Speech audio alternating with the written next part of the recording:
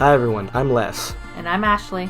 and you're listening to Anthropotamus, where we explore some of your favorite anthropology topics. Hi, everyone. Welcome to our latest episode of Anthropotamus. Today, we're going to be discussing Becoming Baba Yaga by Kris Spisak. I actually do not know how to pronounce that, I and thought hopefully, I didn't butcher it. I thought it was Spizak. Spisak? Maybe. Oh What about gosh. that? Spisak. Kris Spisak. Well, we reached out, tried to see if we can get her on here, but it doesn't seem like We're not she. cool enough. Yeah, we're not cool enough. So, Chris, if we said your name wrong, you could have been here. You could have told us. We apologize. Oh, yeah. But no, good book. Yeah, definitely. Overall, okay, so I had heard of the name Baba Yaga before. I didn't know who Baba Yaga was, though, honestly, not gonna lie. So I mean, I'm Mexican. I spent my whole life hearing about chupacabras. So Baba Yaga was not a part of my culture. But I had heard the name before. And I mean, overall, I feel like all I got, well, it's not all I got from the book, but overall, I feel like what I learned from Baba Yaga was she's just an old woman who's tired of people's crap and decided to live in a forest to not deal with people no more. That's how I feel. Good on her, though. Who doesn't want to run away from people's crap? Yeah, I get that too.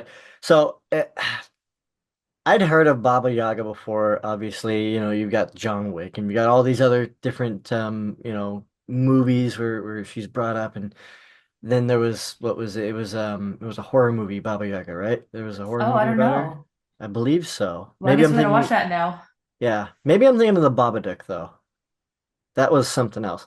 I don't know. Either way, I've heard of her in a few different contexts.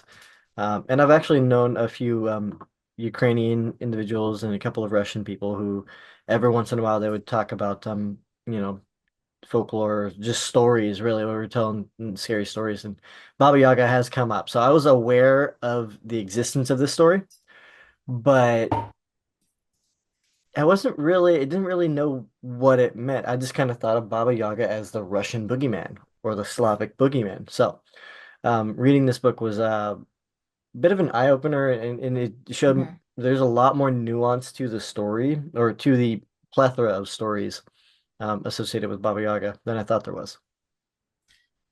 Definitely. I thought very interesting what caught my attention really, and I wish she had been able to go further into is when she discusses that Baba Yaga existed prior to, the expansion of Christianity within the region.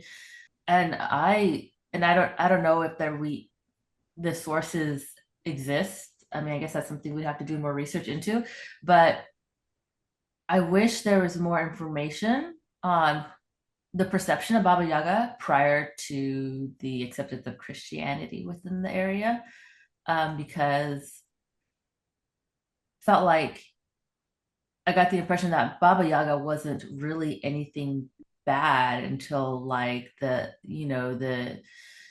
Christianity and patriarchy and Satan and all that good stuff.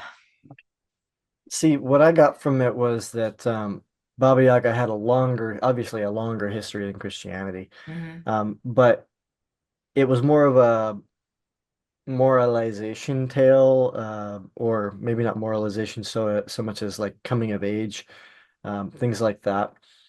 There's good and bad to Baba Yaga. She was this, and I, if I've learned anything about reading, mythology or anything like that, it's that a lot of these stories really love to hammer that point home of, if you live right, then X, Y, Z, right?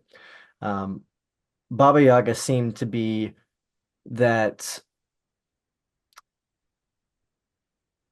what they weren't this boogeyman creature, like you said. They weren't bad specifically. They weren't this boogeyman creature before Christian influence kind of bled into those stories, which makes sense because they did the same thing in so many other cultures, right? You've got uh, satyrs turning into a kind of an analogal form for Satan, right? With the Mhm. goat feet and so on, and over sexualization and all of that. So it's a pretty common story with that.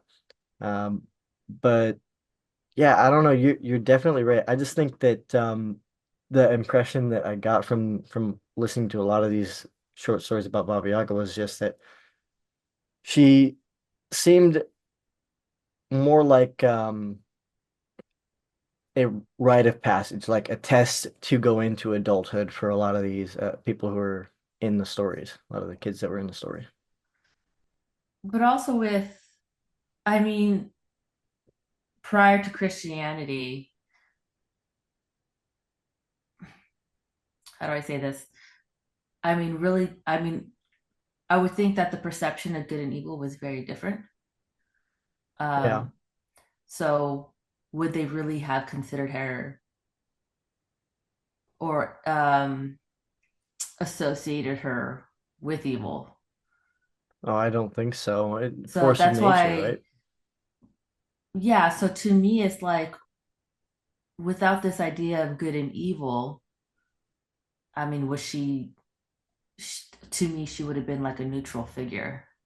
Well, I mean, they talked about how her origins a bit in the beginning of the book and how Baba Yaga wasn't necessarily one deity or one figure so much as a collection of Mhm. um, traditions that kind of became this story, drawing from multiple areas, and because it was such a widespread story, which Mhm. makes sense because it's all based on um, the idea of the old woman who knows enough to teach. Mhm. And that if there's one thing I've learned in my real life is that with both of my grandmothers, they were not shy about teaching you the lesson the bad way if you didn't learn it the right way. So and that's just that comes through pretty strongly, I think, in the stories.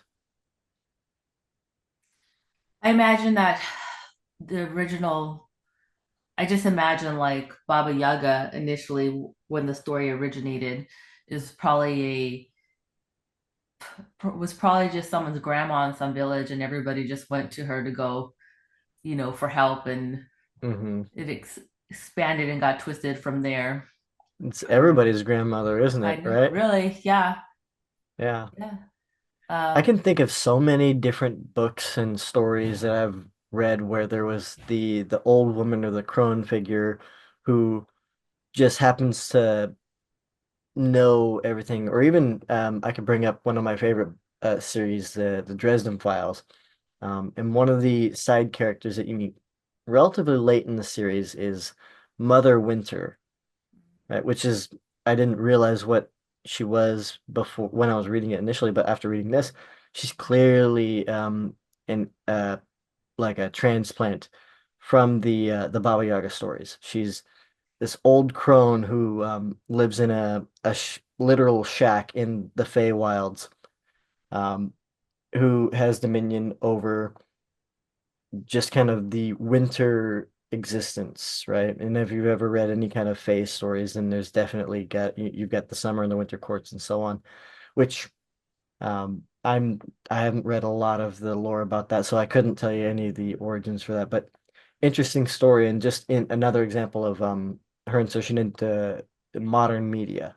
Mhm. One thing I always think is weird because they mentioned how her appearance and specifically they keep bringing up her large nose represents anti-Semitism. I never understood why large noses were associated with Jewish people because every culture has people with big noses. Like my child is Mexican and she's going to probably end up with the big nose from my husband's side of the family. So it's not something I really understood why that particular facial feature was associated with that. You know, I don't. I just all I really know is that that's kind of one of those hallmark like dog whistle things that you'll hear where people like anytime somebody's complaining about uh any kind of Jewish group or behavior or anything like that, they're gonna bring up the big noses. I don't know why, Like, because why I've does heard that it happen? about, yeah, I've heard it about Italians, I've heard it about Mexicans, I've heard it about white people, for example. I Yeah. have a huge nose, right? You can't see it too well on the camera here, but it's a bit of a honker. So you're right. I don't know why it's associated specifically with Jewish people. Yeah, I don't. Yeah, because it's something that keeps getting brought up about how, anyways, it was a comment that kept coming up around throughout the book, and I'm like, I don't understand why that's associated with Jewish people. We all have, every culture has it, but I don't know. That was just a random thought I had, and I kept thinking every time she brought it up in the book. Well, I think, well, I know obviously she brought it up in the book because it has like historically been associated with anti-Semitism. So I mean, in just like in the book, she's talking about how, especially after Christian influence kind of took over the narrative, and she became more of that evil figure. People used her as kind of a straw man for the marginalized cultures or the cultures that were considered bad or invading, Mm, right? And I think that you'll see that pretty much with any culture that has a strong amount of xenophobia, yeah, any isolationist culture, really. Because and when you have any kind of immigrants, there's just going to be fear, and they're going yeah, to transpose that into a monster figure because monsters you're allowed to be afraid of. Whereas in, day-to-day cultural interactions, you can't really justify being afraid of that one person. And I don't think that a lot of people really feel that fear for one person so much as the one group. right. um,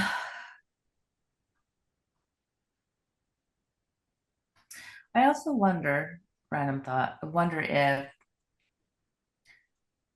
part of the reason Baba Yaga became so demonized after the introduction of, you know, Christianity is because within patriarchal societies, women are not supposed to be known for being a source of wisdom, and wondering if her knowledge of, just her knowledge she gained throughout her years because she is, a crone and living in the forest on her own, being able to survive. I mean, obviously, contains a lot of knowledge and wisdom, and I wonder if because she is a female who has that knowledge, if it was looked down upon and demonized, and what kind of contributed to this image and association with the devil.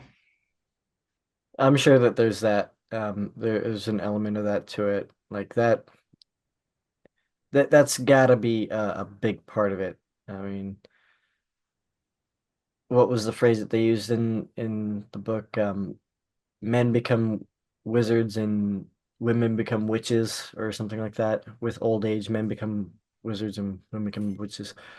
Um, that's very much a patriarchal viewpoint and whatnot. And I guess if they view women, if this culture viewed women as a competition for that niche, then yeah, that would be a clear motivation for it. A lot of great stories. I love those. What was it? Those different stories that were similar to Cinderella. Yeah, I was just listening to that part. Yeah.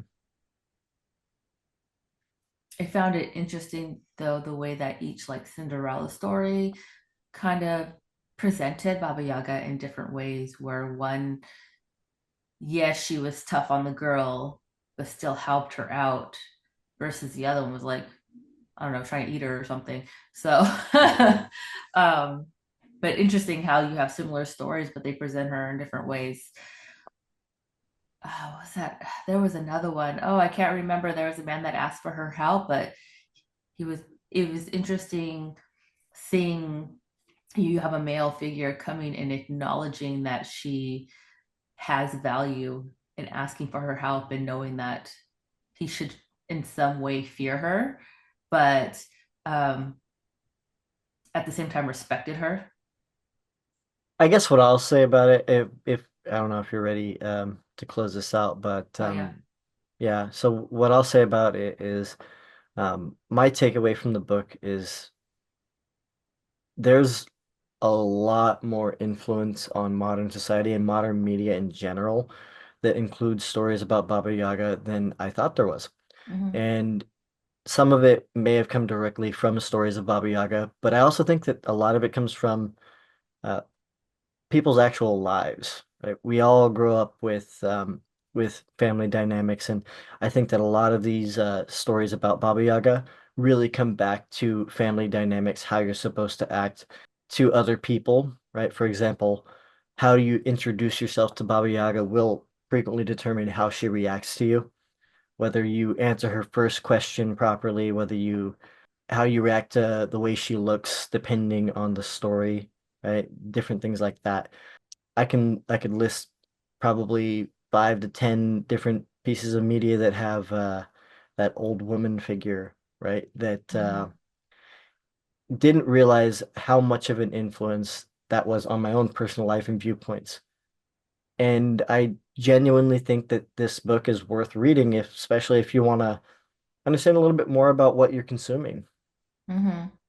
I think also it really shows how society tends to demonize things that they find threatening, even when they aren't necessarily threatening, but really just something that's unknown Yeah, and doesn't fit into, let's say, our Christian views or patriarchal standards. But yeah, I mean, that's all I have. I mean, Baba that's Yaga, all I've was it got. Becoming Baba Yaga? Becoming Baba Yaga. Kris Spisak? Is that, wait, how did you say I, it? I think I said Spizak. Spisak? I don't I think know. I said Spizak. But Spizik, yeah, maybe? I don't know. Anyways, recommended book, Becoming Baba Yaga. You can find an Audible if you are one of those people who like to read books while you drive. But yeah, recommend. Great book. Oh, the cover art, by the way, is actually really good. It is very nice cover art. Yeah, yeah, Always enjoy a good cover art. yeah. I had to throw that one in there. All right. All Thank you, right. guys. All right. Thank you everyone for joining our latest episode. You can find us on Twitter, TikTok, Instagram at anthropotamus.com and on YouTube. And if you are watching us on YouTube, don't forget to like and subscribe. Thank you. Thank you all for listening. Distribution of Anthropotamus is in collaboration with the American Anthropological Association. Please continue to follow us on Instagram and Twitter at Anthropotamus for our latest episodes, show notes, and book discussion schedule.